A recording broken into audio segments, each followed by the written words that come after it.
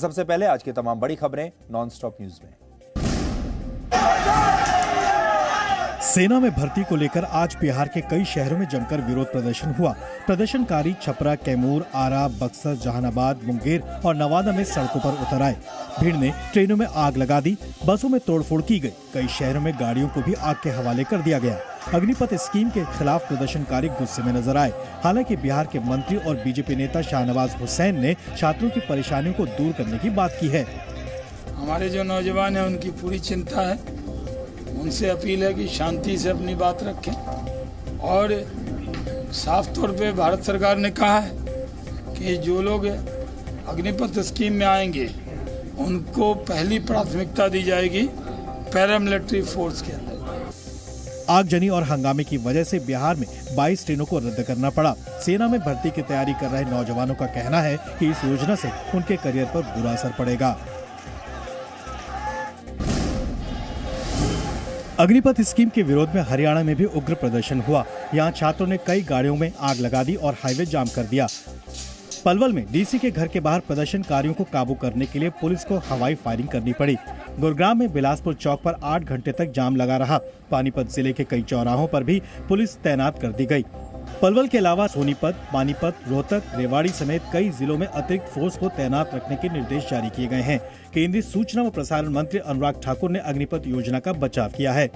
अग्निवीर की भर्ती करने के लिए एक रास्ता खोला गया है ताकि देश भर के 46,000 ऐसे नौजवानों को देश की सेना में अपनी सेवाएं देने का अवसर मिले। विरोध प्रदर्शन यूपी के भी कई इलाकों में हुआ। आगरा, बुलंदशहर, बलिया, फिरोजपुर में भी प्रदर्शनकारी सड़कों पर उतर आए। यूपी के मुख्यमंत्री योगी आदित्यनाथ ने युवाओं को बहकावे में न आने की अपील की है। राजस्थान के सीकर, मध्य प्रदेश में भी ग्वालियर के अलावा झारखंड के भी कई शहरों में युवा सड़कों पर उतर आए और जमकर हंगामा किया। नेशनल हेराल्ड केस में कांग्रेस सांसद राहुल गांधी से ईडी की पूछताछ के विरोध में आज कांग्रेस पार्टी ने कई राज्यों में राजभवन का घेराव किया। दिल्ली में कांग्रेस नेता सचिन पायलट ने अपने समर्थकों के साथ प्रदर्शन किया और ईडी की कार्रवाई को गलत बताया। यूपी की राजधानी लखनऊ में भी कांग्रेस कार्यकर्ताओं ने प्रदर्शन किया। भीड़ को तितर-बितर करने के लिए पुलिस ने लाठीचार्ज भी किया। वहीं मुंबई में कांग्रेस के नेताओं ने राजभवन तक मार्च किया। इस दौरान कांग्रेस प्रदेश अध्यक्ष नाना पटोले, बाला साहब थौराट और अशोक चौहान समेत कई नेताओं को हिरासत में ले लिया गया। पश्चिम बंगाल में भी कांग्रेस कार्यकर्ताओं ने राजभवन के बाहर विरोध प्रदर्शन किया। इस बीच बीजेपी ने हंगामे को लेकर कांग्रेस पर भ्रष्टाचारी परिवार को बचाने का आरोप लगाया है। कांग्रेस पार्टी कहती है ये सत्याग्रह है, दरअसल ये गांधी जी के विचारधारा का हत्याग्रह हो रहा है, केवल और केवल एक भ्रष्ट परिवार को बचाने के लिए। नेशनल हेराल्ड मामले में ईडी ने कल भी राहुल गांधी को पूछताछ के लिए बुलाया है। वहीं राहुल गांधी ने मां सोनिया गांधी की खराब तबीयत का हवाला देते हुए ईडी से 3 दिन की मोहलत मांगी है और पूछताछ के लिए सोमवार का समय मांगा है।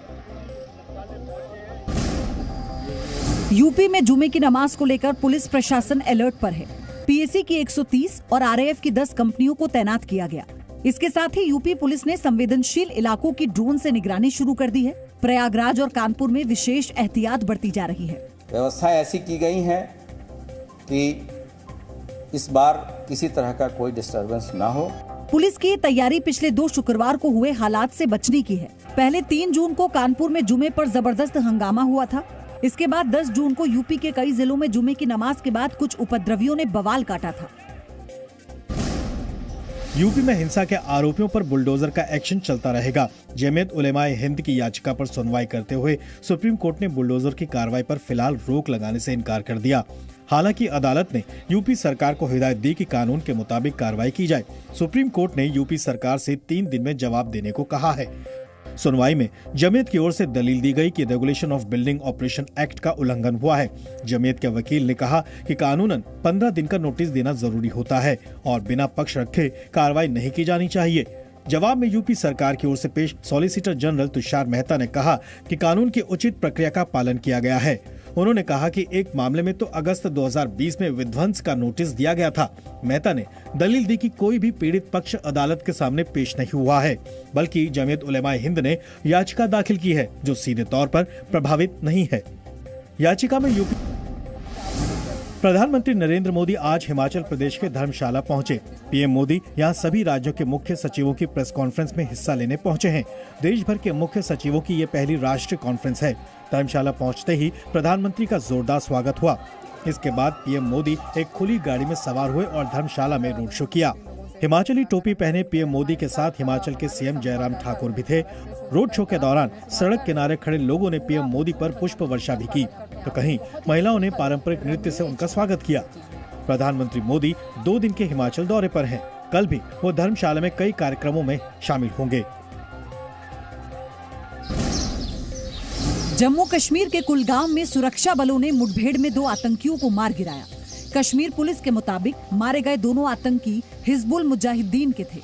कश्मीर जोन के आईजी विजय कुमार के मुताबिक मारे गए आतंकियों में टीचर रजनी बाला का हत्यारा भी शामिल है। रजनी बाला की 31 मई को स्कूल जाते समय गोली मारकर हत्या कर दी गई थी।